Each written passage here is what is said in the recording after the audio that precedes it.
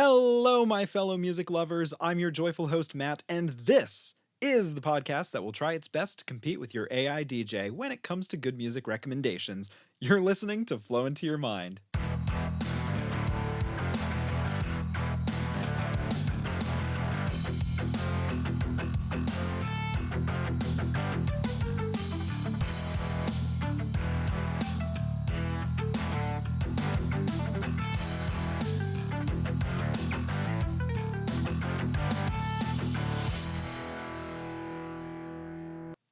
Hey guys, it's been a minute. Well, more like 2 months. Apparently, besides yapping about heavy metal, my other professional skill is procrastinating. All right, well, there have been a number of other factors in the delay of this episode.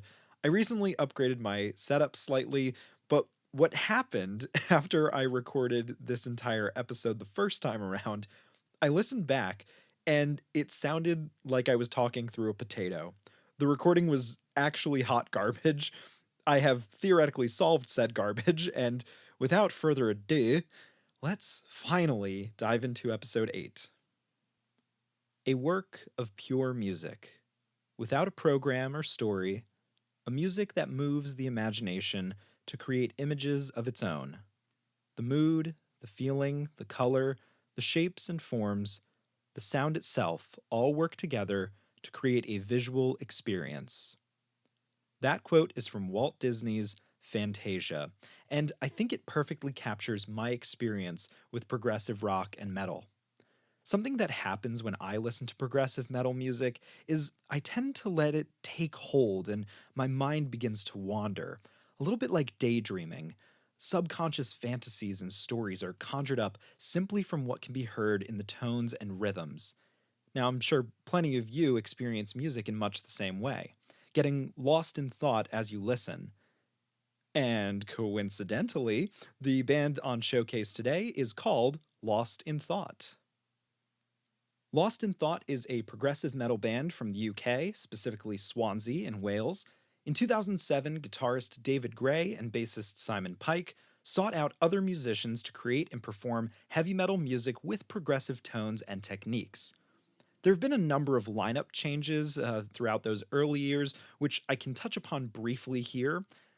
The reality for many bands is that they rarely assemble a group of musicians that immediately click with each other, which I sort of touched on in the episode about Conception. The first iteration of Lost in Thought consisted of David Gray and Simon Pike, plus Greg Baker on keys, Ben Coffey on drums, and Dean Lazenby on vocals. Only a year later, Pike would be replaced by Rice Ainslow, and Chris Billingham took over drumming from Coffey. In 2008, Lost in Thought recorded a 3-track self-titled EP and began preparing for a full-length album debut in 2009. Things did not go exactly according to plan for the young prog metal band, and they actually went their separate ways before any initial effort came to fruition. Clearly, this episode's runtime should inform you that the split was not the end for Lost in Thought. Guitarist David Gray, drummer Chris Billingham, and keyboardist Greg Baker revived the band towards the end of 2009 after a 6-month-long hiatus. 2010 saw the return of Simon Pike on bass, and the lineup was rounded off with Nate Loosemore as the vocalist. With this set of members, Lost in Thought recorded a demo EP in 2010 which landed them a management deal. And while the band was in the midst of recording their first full album, they were signed by Inner Wound Recordings in Sweden. Digging into Inner Wound Recordings, I recognized a few big names in the world of symphonic and progressive metal that are or were under this label, including Dark Sarah, Draconian, Pyromaze, and Windrose. In 2011, Lost in Thought debuted with their first album titled Opus Arise. The album was fairly well received. Most critical reviews that I saw gave it either 3.5 or 4 out of 5.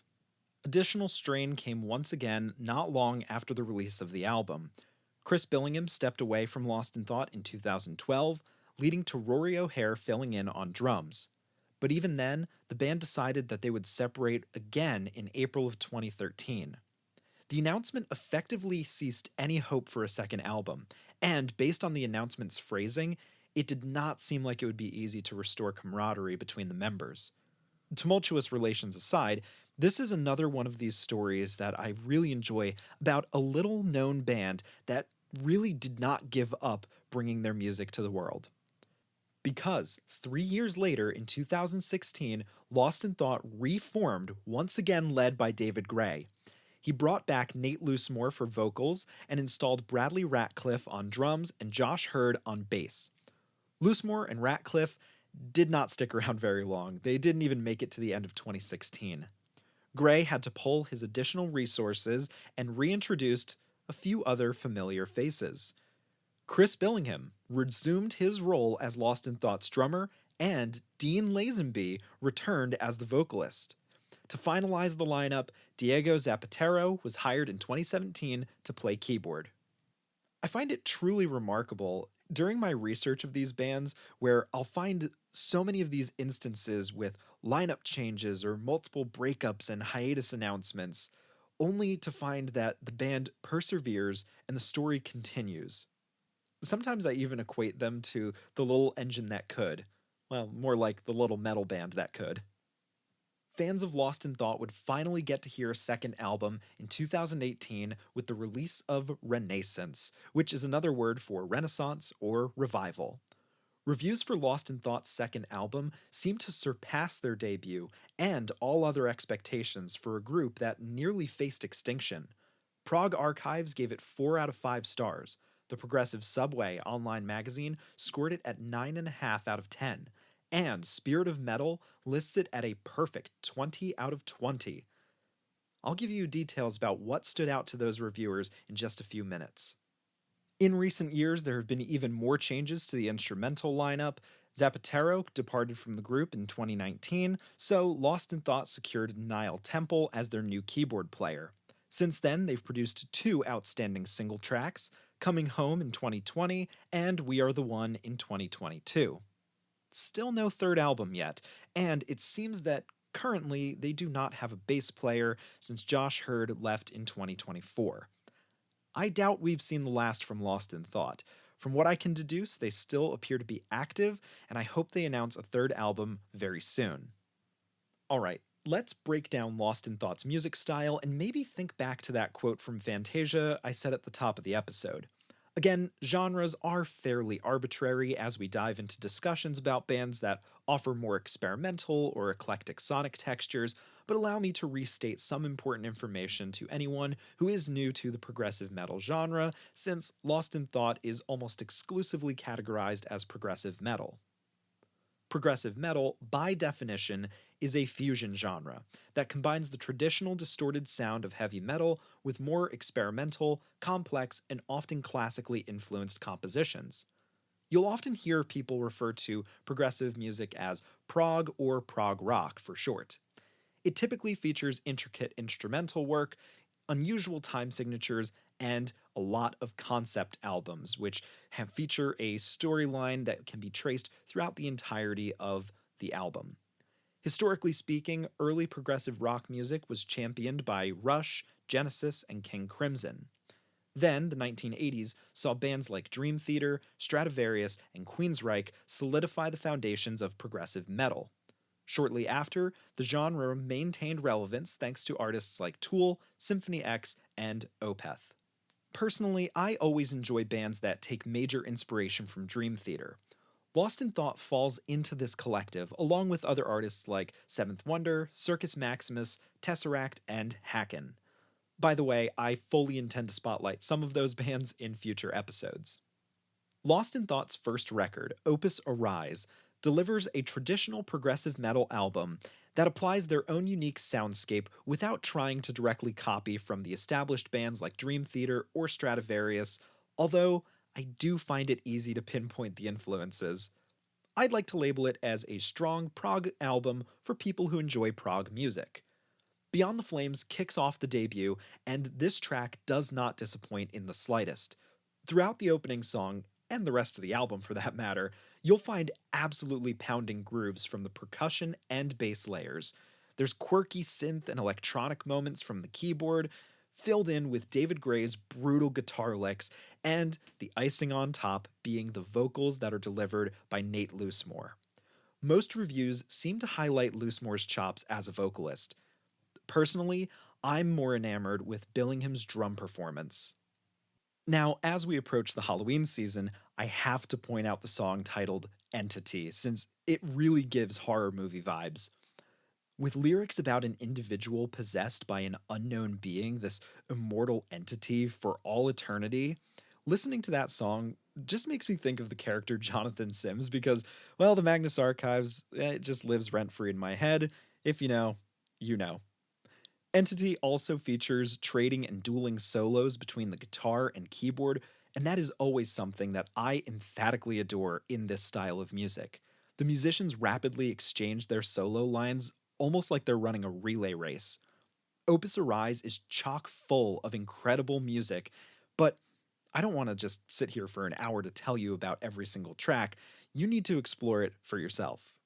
Before I turn our attention to Renaissance, my other standout songs from Opus Arise include Blood Red Diamond, which I happen to notice is a fan favorite, Assimilate Destroy, which totally rocks and is very easy to headbang to, and my personal favorite from this album is New Times Awaken.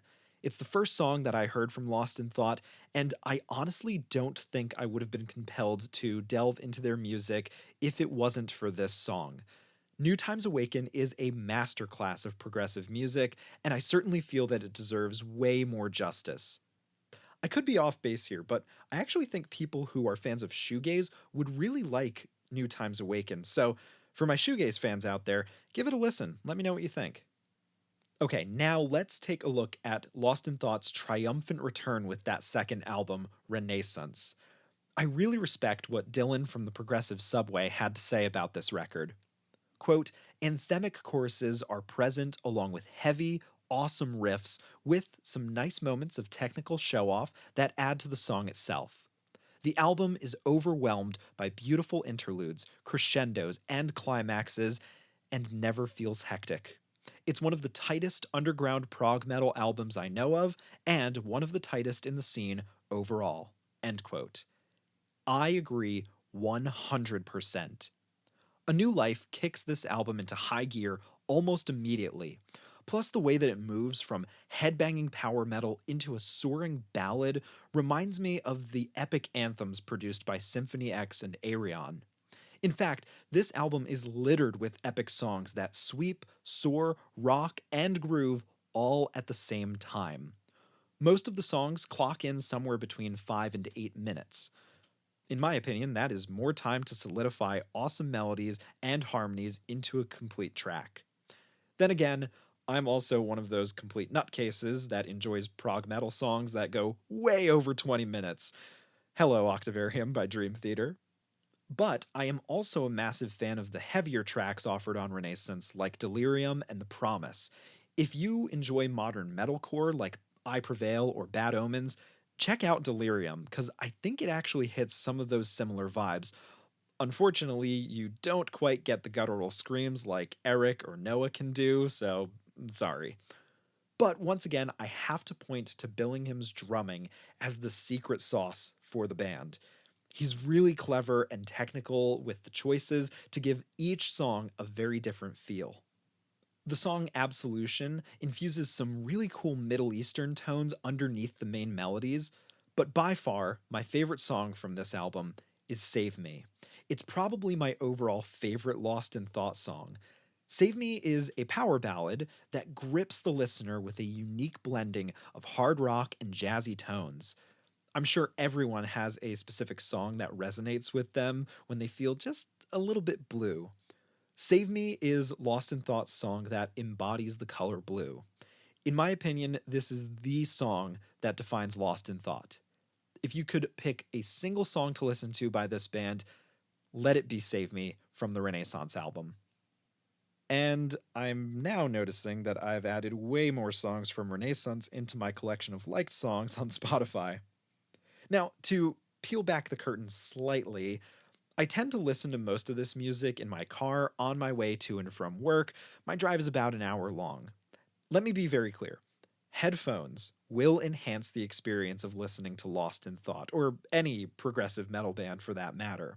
You'll hear so much more nuance and technical virtuosity when you are fully immersed in nothing but the music. Now, about those couple of single tracks that they've released recently, Coming Home is the pandemic song. It was released in October of 2020. It definitely holds the same power as the songs on Opus Arise, and it's not a song to be glossed over by any means. Coming Home is an impressive track that feels like it belongs in a space rock album. So, if you're into that sort of thing and you like space rock anthems, play this on repeat. Catch all those subtle electronic tones. I think any fan of Ayreon or Devin Townsend is probably going to enjoy Coming Home. That brings us finally to We Are the One. Now, that single was delivered at the very end of 2022. Again, this is one of those gorgeous anthemic tracks. It runs for about 8 minutes. You can identify a clear structure of the song with some repeated themes at various points, something that's not always very common in progressive music. Gray's guitar melody is unmistakable. It fits in with everything that we've explored so far in the band's repertoire. And this song does have what I would call a cliffhanger. I wouldn't exactly say the song feels unfinished, but you get a sense that a continuation could be made. I really appreciate when musicians have the listener wanting more. So, looking at what Lost in Thought have crafted for their prog metal legacy, I think everyone should at least try listening to one or two songs just to see what you think. Currently, Lost in Thought is sitting at a criminally low 9,224 monthly listeners on Spotify, while the influential metal band Dream Theater is chillin' with just over 1.5 million.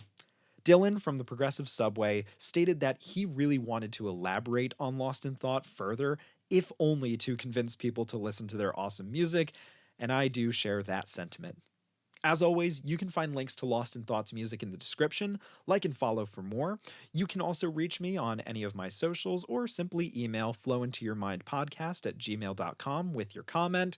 Just remember to put a period in between each of those words. So that's flow.into.your.mind.podcast@gmail.com. I always look forward to hearing from you guys. So until next time, go ahead, get lost in your thoughts, and let that good music flow into your mind.